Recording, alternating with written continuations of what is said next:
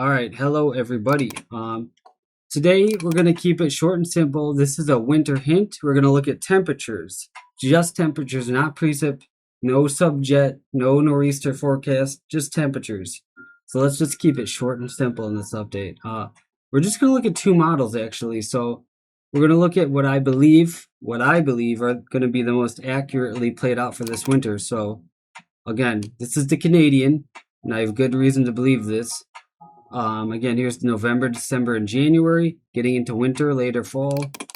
And we have December, January, and February, getting even colder. And then we just hammer home winter in January, February, March with just absolute a cold look. Keep in mind, this is kind of insignificant and irrelevant, but I will note it anyways. That warmth in the west is not only a signal of the ENSO, the El Nino, but we will develop into a positive PDO for this winter. I believe that.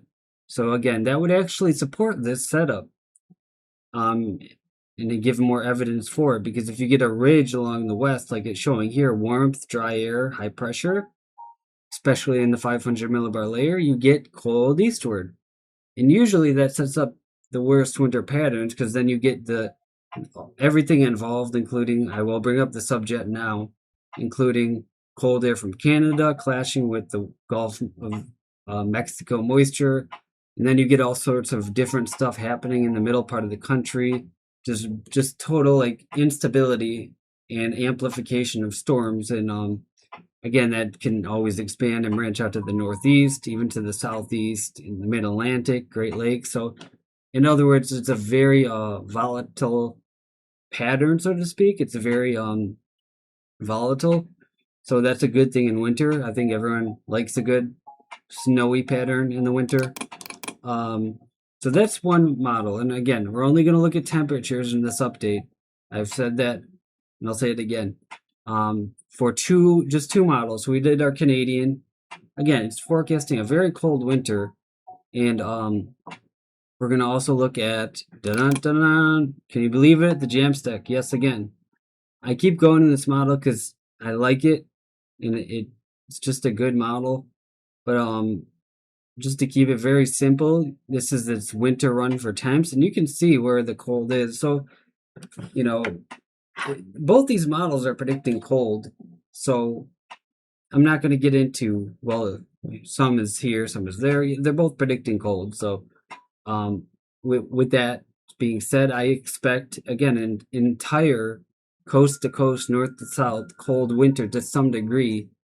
I think at least the whole nation will be at least 1 degree below normal. Now that's kind of a bold statement, but I'll stand by it.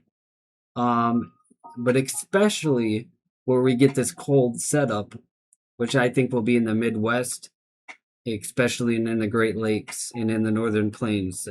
That's my area for winter. Now, that's basing it off these two models, the Jamstack and the Canadian. So kind of combine them together, and mentally, that's what I get.